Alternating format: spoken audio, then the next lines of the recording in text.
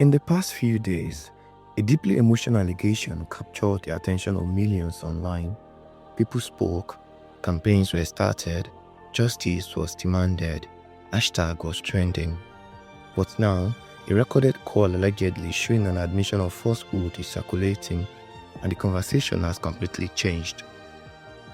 Today, we are not just talking about one person, we are talking about what happens when outrage goes viral before the truth is clear. I am Oluwaseyi Ogunshakin, and welcome to Arakunrin Seyi Podcast.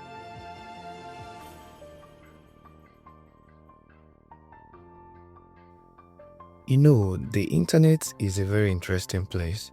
1 minute you are scrolling through memes and crews, videos, content, short content and all.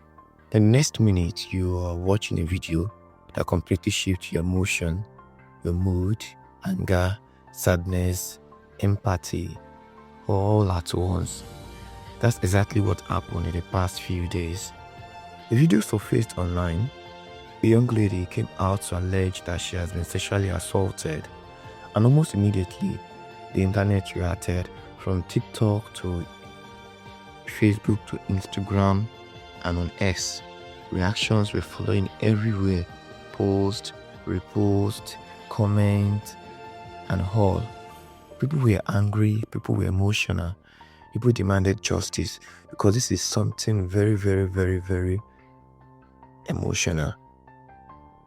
Campaign started, hashtag was trending, think pieces were written from different corners of social media, and voices were raised from celebrities to ordinary person online. They were all lending their voices. And honestly, that reaction is not surprising because sexual assault is not a light matter. It's deeply traumatic, deeply sensitive, and for many real survivors, breaking up is already one of the hardest things they will ever do. So when someone comes out publicly with such an allegation, the natural instinct of an ordinary person, of many people, is to support, to protect, to amplify, so the voice gets to the appropriate authorities. And that is exactly what happened.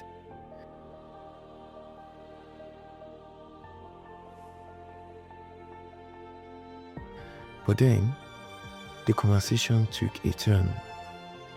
A recorded video call began to circulate online, allegedly showing an admission that the story was fabricated. And just like that, the narrative changed from justice for her to, wait, what's going on? Now, here's where it gets uncomfortable. Because this situation is no longer just about one person. It becomes about something much bigger, and that is what?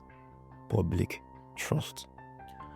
What happens when millions of people emotionally invest in a story, only to later feel that that investment was misplaced? You need to see the reaction from my humble self. I'm not even going to lie. I was enraged emotionally. How would you do this to a fellow human being? How would you do this just for pleasure to someone? The story was so fabricated that you will not even apply your second thinking faculty to check the regularities in the story, because it is a sexual assault, so you are just emotionally inclined. People began to question everything, not just that story, but the next one and the one after that. And that's where the real danger lies, because now, let's be fair to ourselves, the next victim who finds the courage to speak up and be met with, "Are you sure? And this is not another social media stunt. Are you telling the truth?" And then suddenly, doubt replaces empathy. Support becomes suspicion. Advocacy becomes hesitation. You see something, The internet has created what I like to call myself trial by hashtag, where once a story trends, the court of public opinions begins immediately. No investigation, no verified facts, just outrage, assumptions, and emotional reactions moving at the speed of retweet, repost, likes, comment, reshare on statuses, on stories. And the truth is, sometimes that outrage is justified, but sometimes it runs ahead of the truth.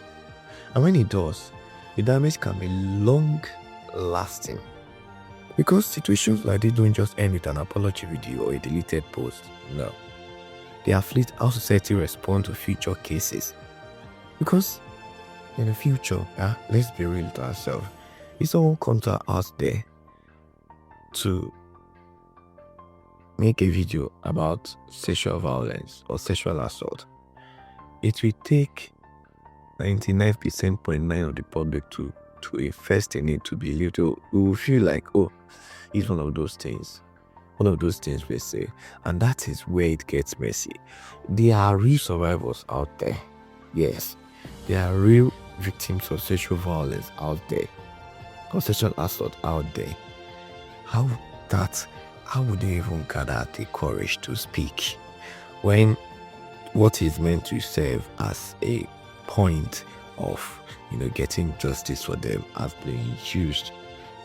A public stunt on intellectuals, on people put their time, their effort, their energy to make this thing go viral, to make this thing move at the speed of retreat, and and then everything is just fabricated. This thing, they genuinely weaken advocacy. They make it harder for real survivors to be believed, and that is deeply unfair to the people who actually carry real trauma. And at the same time, this moment also reminds us of something important. Empathy and evidence must coexist. It is possible to care deeply about victims while also acknowledging that truth matters. It is possible to support justice without abandoning critical thinking. Yeah, critical thinking. That thing is going. Critical thinking. Because justice is not just about emotion, it is about fact. And if you truly want to build a society where victims feel safe to speak up, then we must also protect the integrity of the process that listens to them. As content creators, as social media users, as everyday people, we need to learn how to respond to sensitive issues responsibly. Yes, responsibly. Not every trending story needs instant judgment. Yeah, not every trending story needs instant judgment. And then not every allegation needs instant cancellation. No. Sometimes what is needed is patience, because the cost of getting it wrong is not just an online embarrassment. It is a possibility that the next real victim may suffer in silence because the public no longer trusts what's there. So moving forward, maybe the question we should ask ourselves is not just, is this story true? But also, how do we pursue justice without destroying trust? This is a difficult conversation, but it is one we need to have, because in this age of virality, truth must never become a casualty of outrage. If this episode gave you something to think about, please share with someone. And then this old trauma that happened made me rethink something, that you don't just jump on trending cases. You don't just jump on hashtags. You need to sit down and think well before you start applying emotions, applying outrage and all, because it's something that just weakens public trust. I've not witnessed something of such before, but then it's just so disheartening that this thing happened, because out there in this country, you have victims of this, or that are facing trauma through this assault. You are real survivors of this same case that was used to pull public stunt. We've had people that have gone through emotional damage, people that have been traumatic because of this thing is very, very traumatic. People have passed through a lot because of situations like this. So it is a big slap on their face for those that have survived this. And it is something that might even serve as an avenue for prospective, I will use the word prospective assaulters in the nearest future. They'll be like, oh, if it happens, yeah, people will not believe you. People will not believe you because why? That's been used to pull a stunt online. Just because it is just so disheartening to hear of or to see. And then there's something I kind of just admire about social media.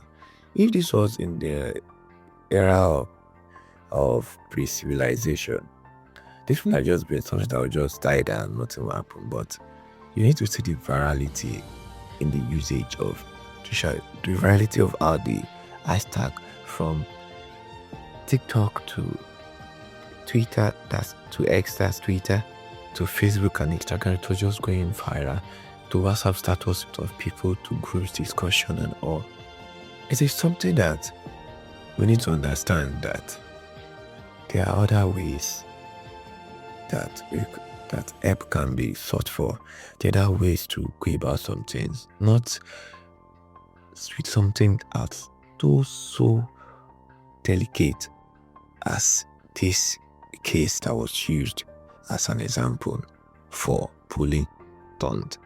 So please, it's just so disheartening but then we just have to make it known that next time when something like this come up, not even something like this, when a case is trending online, you need to apply your thinking faculty, you need to apply what you could make out of it, because if care is not taken, the story will have gone viral, the consequences will have gone viral before the truth even comes out, and a lot of casualties might have taken place before that, because in this age of virality, truth must never become a casualty of outrage. If this episode gave you something to think about, please share it with someone. Let's keep the conversation going. Let's keep the conversation going. This is our Current podcast. One podcast, countless stories.